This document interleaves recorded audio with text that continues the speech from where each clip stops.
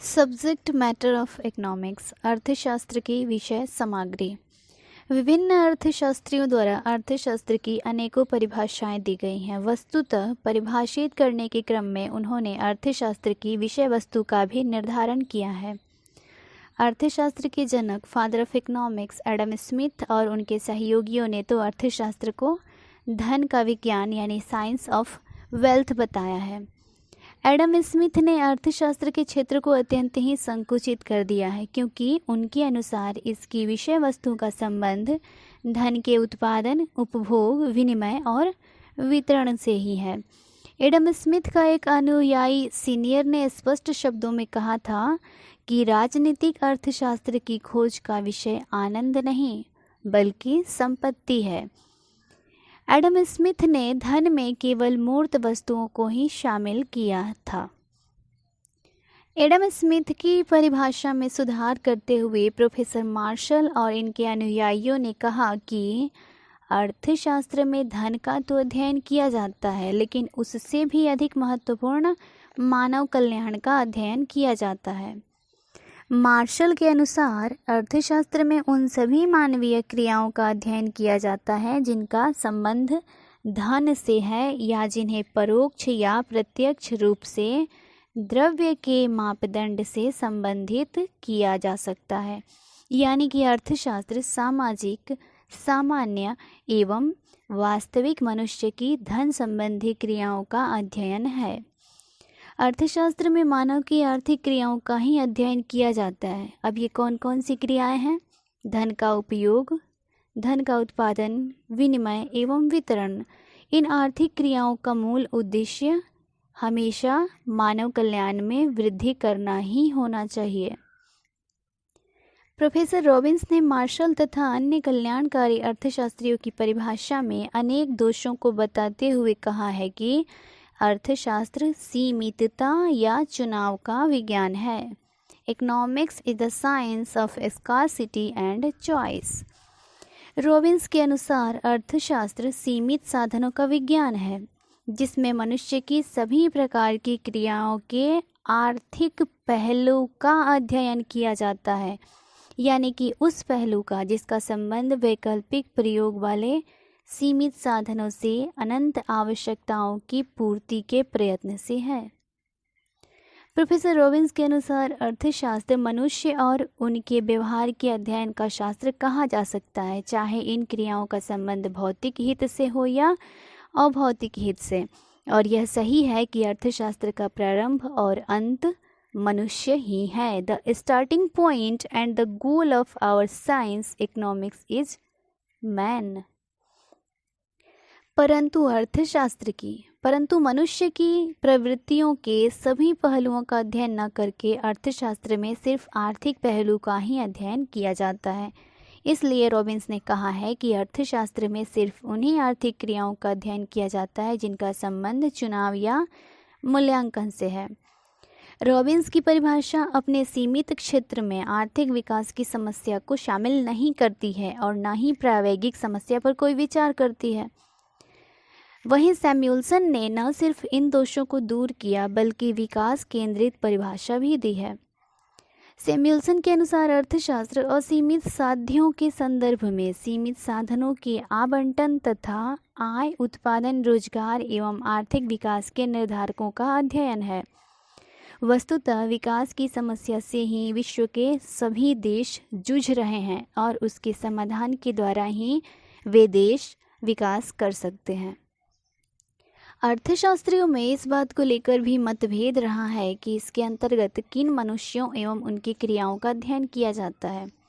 Martial के अनुसार अर्थशास्त्र के अंतर्गत सामाजिक, सामान्य एवं वास्तविक मनुष्य की क्रियाओं का अध्ययन किया जाता है, यानी कि उन मनुष्यों का अध्ययन किया जाता है जो समाज में रहते हैं, जिनकी क्रियाओं से समाज प्रभावित होता है और जिन पर समाज का भी प्रभाव पड़ता है।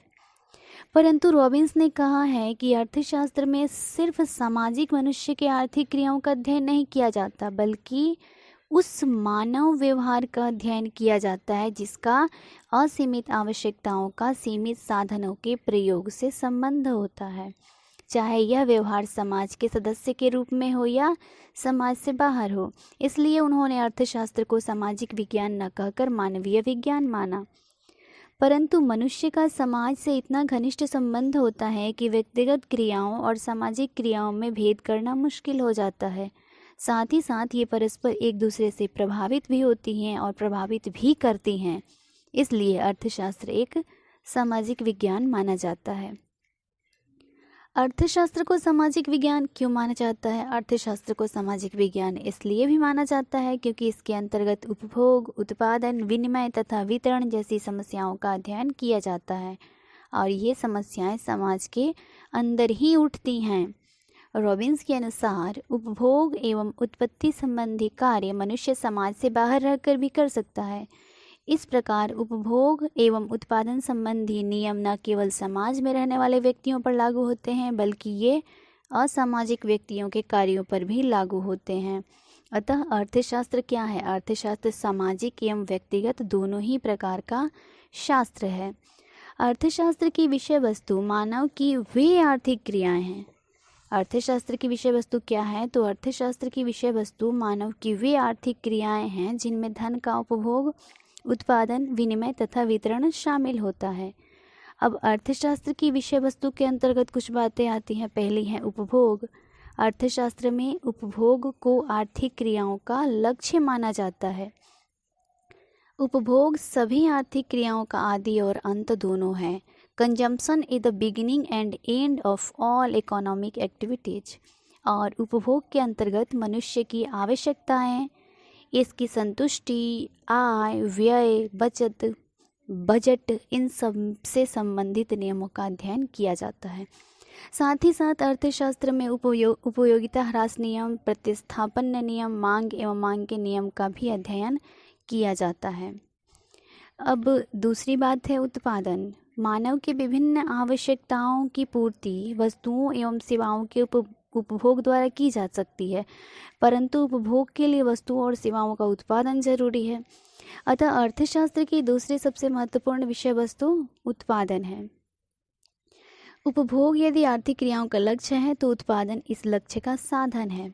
अर्थशास्त्र में उपयोगिता के सृजन को उत्पादन कहा जाता है और इसके अंतर्गत उत्पादन के विभिन्न साधनों का स्वरूप, इसकी विशेषताएं, महत्व, उपभोग, कार्यक्षमता, व्यावसायिक संगठन, उत्पत्ति का नियम एवं पैमाना का अध्ययन किया जाता है। तीसरी महत्वपूर्ण बात है विनिमय। व्यवस्थित जीवन के प्रारंभिक काल में आवश्यकता, प्रयत्न एवं संतुष्टि में सीधा संबंध था मनुष्य की आवश्यकताओं की पूर्ति से, और उसके लिए वह प्रयत्न करता और अपनी आवश्यकताओं को संतुष्ट कर लेता था। श्रम विभाजन एवं विशिष्टीकरण के युग में मनुष्य कुछ ही वस्तुओं के उत्पादन द्वारा अपनी आवश्यकताओं की पूर्ति कर लेता है। अपने उपभोग के बाद बची हुई वस्तुओं को वह दूसरों की वस्तुओं से बदल लेता है।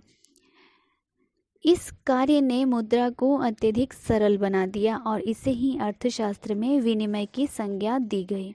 विनिमय के अंतर्गत मानवीय आवश्यकता, इसके स्वरूप, मूल्य निर्धारण, द्रव्य, बैंकिंग, बाजार, यातायात तथा अन्य व्यापारिक यंत्रों से संबंधित समस्याओं का अध्ययन किया जाता है।